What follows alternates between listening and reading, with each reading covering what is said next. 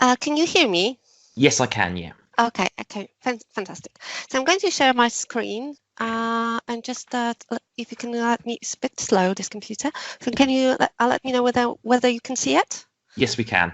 Okay, so I'm going to start my presentation with my slides, and then I'm going to show you some practical examples. So first of all, I probably will going to say something very controversial. I must say that switching to online teaching actually improved my teaching. And the reason is because it equipped I had to think about, first of all, I'm a mathematician. So what I need to do is to write equations. And what I need to do is from time to time to provide students with graphs and explain those graphs to them and all the other things that are kind of part of mathematicians' toolkit. So I had to think really hard, how am I going to actually move from the traditional whiteboard that I've got in a class and myself pointing out to a variety of things and graphs, how they change and so on, to the online teaching. And actually what I discovered was pretty amazing, which I didn't do beforehand. So I'm just going to so now I'm a little bit stuck. Okay, right. So what happens? So for example, I wanted to present, I usually, when I introduce differentiation, I try to kind of rationalize and also explain the definition that is behind the differentiation. I usually draw the graph. Now I couldn't do that anymore.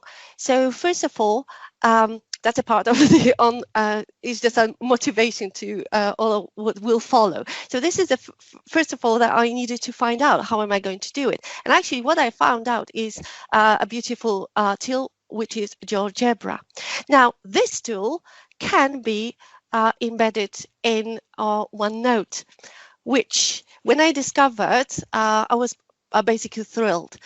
There are two, so there are two things that I actually was very excited about. One, it organizes and provides the students with the notes, including the links to all the graphs and all the slides that I want to do. Moreover, I can also write and type equations that I need to.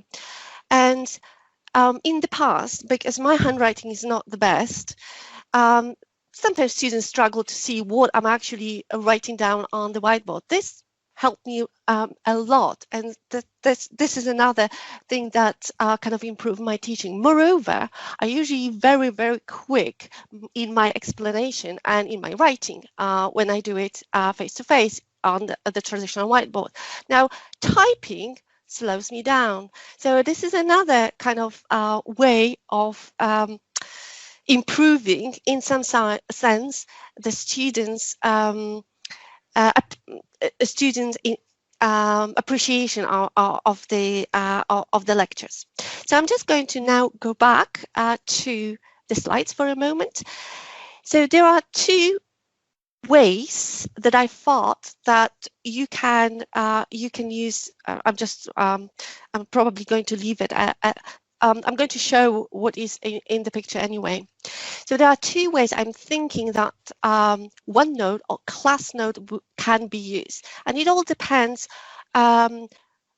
what and how long you've got your classes.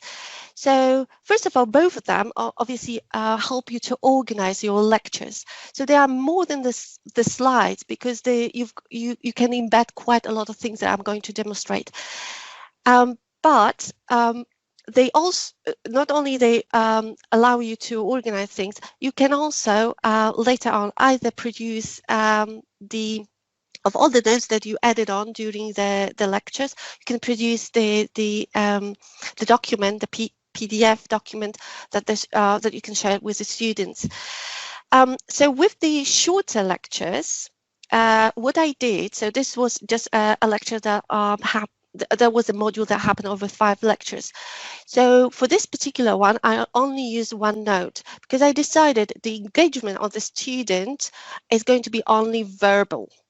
And also, we probably don't have enough time I don't have enough time to actually teach the students to be able to use the class notebook, which is the kind of better version of one notebook. But it still helps you organize, and you are able to include a lot of different tools, embed a lot of different tools in the lecture for students to have kind of a whiteboard very well organized, so they've got the notes ready for them after the lecture. There is a better, so this is for short, this is the one that I use for lectures that happened over shorter period of time because of the task of teaching students how to use class notebook. And as you can see on this slide, there are different, so I've got a slide in this OneNote, and then I provide the extra explanations, which I usually do use typing, but sometimes I've got a question for the student and that requires additional notes, and those notes I usually write, although my handwriting is quite good now. For the longer classes, so the classes that probably I teach over a term or 2 terms, that's even better, I actually provide the students, so I spend maybe 1 hour, half an hour teaching students how to use a class notebook, because class notebook provides more more ability for the student to cooperate with me. So that I'm just going to show you this the slides first, and then I'm going to show you the examples. So there are 4 main spaces that are available to you. There is a collaboration space, and this is the place that actually you and your students can write. So it is kind of a whiteboard that is also provided by Microsoft that you can use and you can share. But you have also additionally content space. This is a space that the students can view, can access, but they cannot edit. So I consider it as notes, permanent space, a permanent whiteboard that kind of because obviously things, accident happen, and student by accident can remove something that is important for other students. So I make sure that all the materials that are necessary for students to take from the lecture are kind of kept in the content page.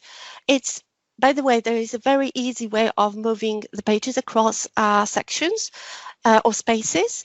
So if something is something that will arrive in a collaboration space and I want to keep it, then I will move it or copy it over to content library so the students can access it and it's saved there, unless obviously I make a mistake and remove it by accident. And there is also 2 minutes left. There is also a teacher space. This is the space for me to prepare materials before the class that I can share with the students. And there is a student space. And this is where a particular student can view it and edit it, and I can view it and edit it, but no other student have access to it. So I keep this for individual questions, for individual assignment. If the students want to show me work, this is another kind of difficulties, because students obviously write these solutions and sometimes they want to share it with me, so they take a picture and they upload it to their own personal spaces. Obviously, and so you can embed a lot of things. You can write equations. So this is the slide that kind of shows you how you can do it, but you can actually embed and include a lot of different other tools and software. So this is just an example of those that you can embed. You can embed pictures, forms, including the QR. so they can participate quite actively in the lecture if that's other person. So you can embed videos, PDF, and all sorts of things. So you had an example here when I'm embedding, for example, it's I think in this one. So this is when I embedded video. This one I embedded Excel, and what is very good about it, because I prepare the Excel file, and during the lecture I click on it, edit it, and include everything that I need to include. Then I save it, and this new updated Excel file is available to the students. So there is a really wide range of things that you can do with OneNote or class notebook. By the way, class notebook is integrated, not in this particular course, I'm afraid, because there was a mistake during being set up, but I actually managed to kind of include the students and embed it. Normally, when the the teams are set up as class teams, the class node is automatically generated here. You just click on it, and all the students that are enrolled in the course are added, so they've got automatically these spaces. Okay, any questions? Thank you so much. Okay, sorry, were you going to say something? No, I'm just going to probably stop sharing the screen. Any questions? Okay, I know I have one, if that's okay. Yeah, sure. You say you spent some time with your students showing them how to use OneNote. I think that's really good. No, not OneNote, class notebook. Closed notebook, sorry. Class notebook. This is the enhanced version of OneNote. Yeah, of course. Yeah. How long? You say it took half an hour. Did all of the students get to grips with it in that time? No, I usually record that. So even if the students kind of struggle during the session, because they will, they can then review it. So in the first session, I usually have 2 recordings. One is of this instruction recording, so they can review it, and the other one is, the rest of the lectures. And I usually don't, and depending how long the course is and how much time I can spend on it, I actually ask the students, and how big the class is, I ask the students to actually write something like their name in the collaboration space, so I can see that they can use it. And sorry, one other question. You may have said this already, but sorry, I was doing 3 things at once here. What do you use to draw on the screen? Do you have a stylus pen, or do you have a device? Oh, yes, thank you very much for asking that. So when I obviously started teaching, for some reason I can't stop sharing the screen. Can you do it for me? I'm so sorry. It's just. Does it say stop presenting at the top? No, I'm trying to stop it, but I don't have this. Okay, so don't worry, we'll do that. I will leave and come back later if that will be the solution. So coming back to your question, yeah. So at the very beginning, I didn't have it, but at the moment, I'm not sure whether you can see, but I've got this